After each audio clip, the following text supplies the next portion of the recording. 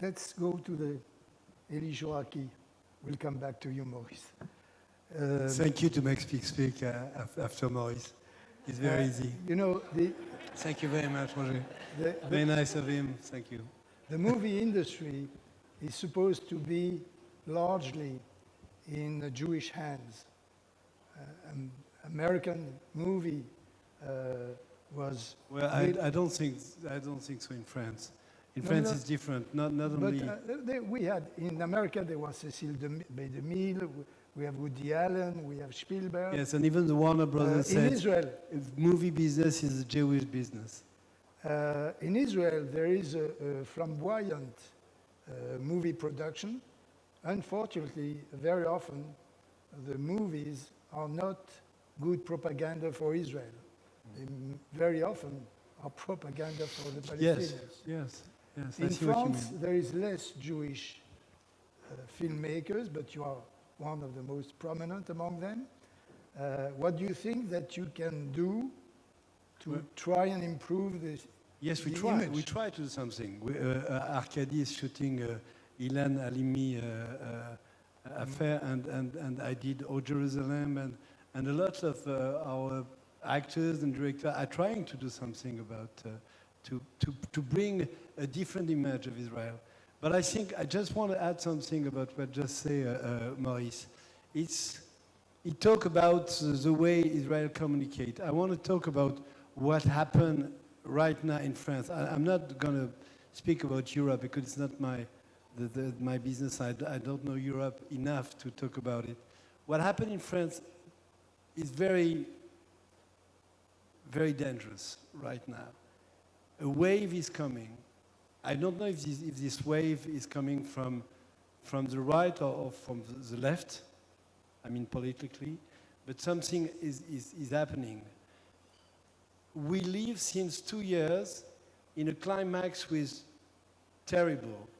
I mean, a man killed kids in front of a school, yelling Allah Akbar, and about nothing happened in France.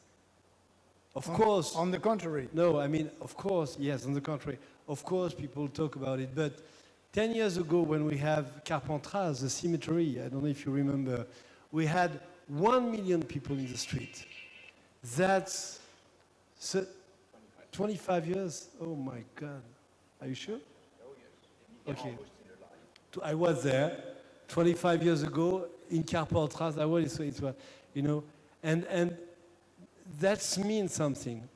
That means I thought really that after this, what happened, 1 million or 2 million people were being in the street. Nobody was there.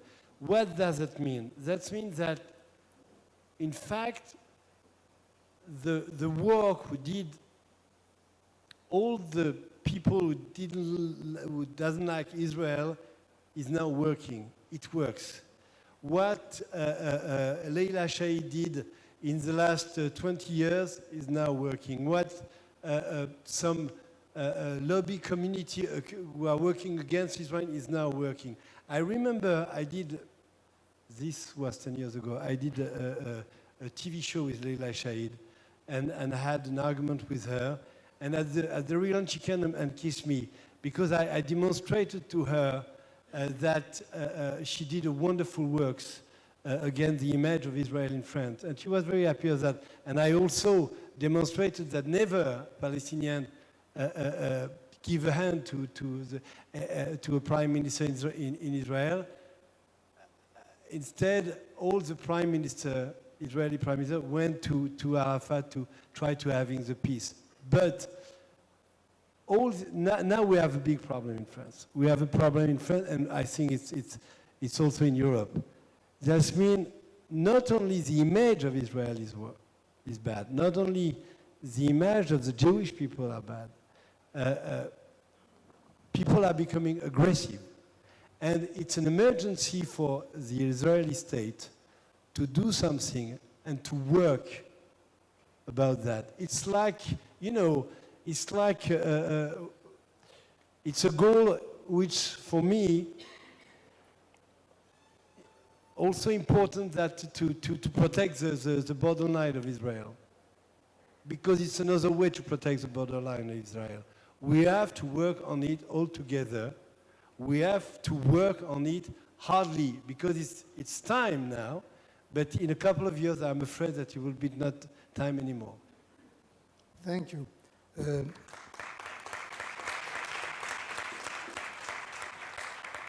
Alexander Koltz, you are from the country of Anne Frank. Yes. Yes. Yes. And you are also working in Brussels. I found out that both in Netherlands and in Belgium and also in France, we live a situation where there is an extreme right movement which is developing. We have on the extreme left people who are developing a new concept which is anti-Zionism, which is expressed through boycott of Israeli products, also of Israeli universities. And there are violences which are usually committed by youngsters coming from Muslim origin. So this is common to these three countries.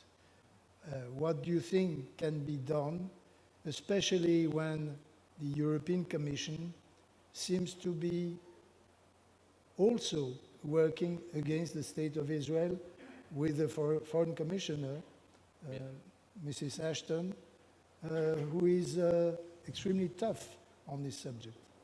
Yeah, what you say is exactly right. What you see in the last 10 years specifically is that the extremes of the political spectrum are growing.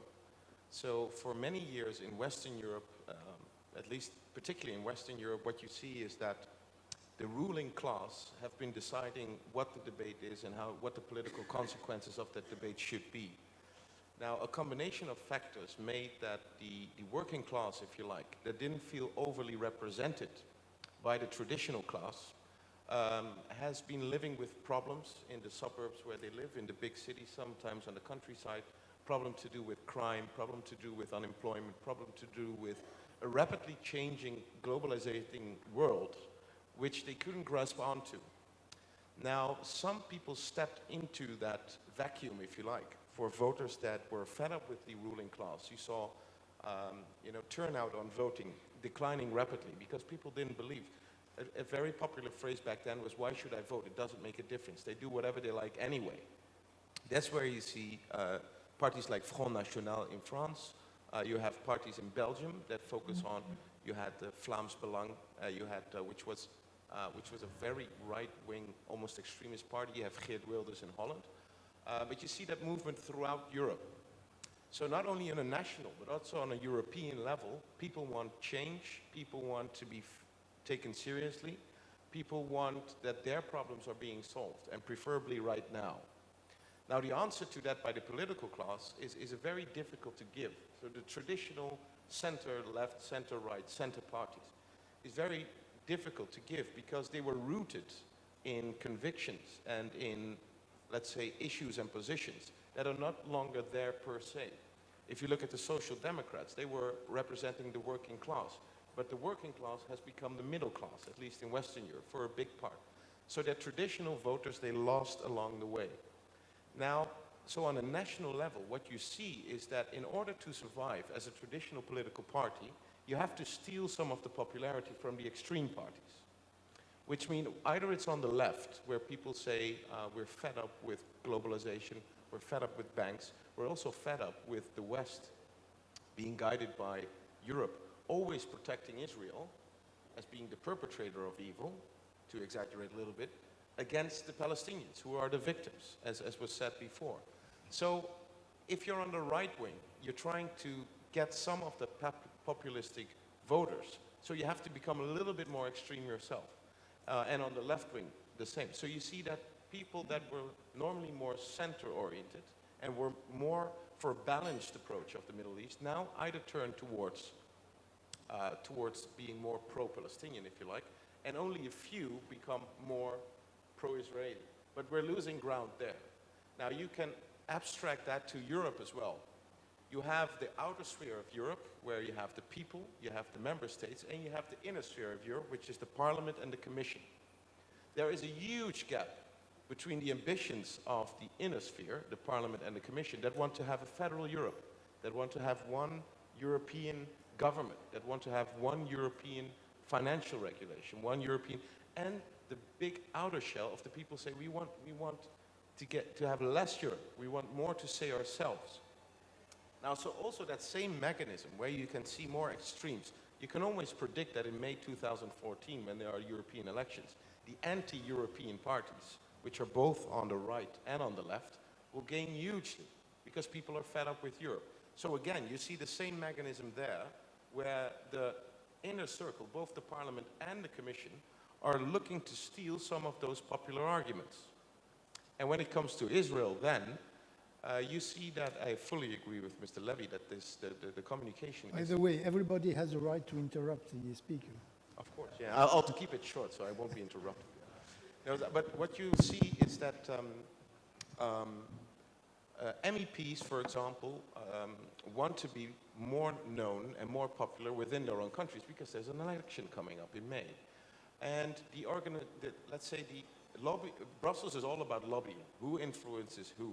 There's a lot of documentaries about that I can recommend to anybody to see. So what you see is that the people that are focusing on Israel being the bad guy, to say it populistically, are winning grounds because they find more and more what they would call credible speakers, a lot of Israelis that signed letters and sent them to Ms. Ashton, that they want to have tougher rules and regulations on Israel. So, and the MEPs used to have a voice, but didn't have a vote until 2009. After 2009, their influence has expanded hugely because they have more voting powers. They are now co-legislators. The only thing they are not co-legislators on is on foreign affairs, on foreign policy. So what they will do to get their way is to use foreign policy issues and vote on that in economic legislation where they have a say. Again, we are scapegoats. Yes. So what you would see, for example, is on this origin labeling. So somebody, if it comes from X territories, it can't be called produced in Israel. That is an economic argument for a foreign affairs policy dissatisfaction.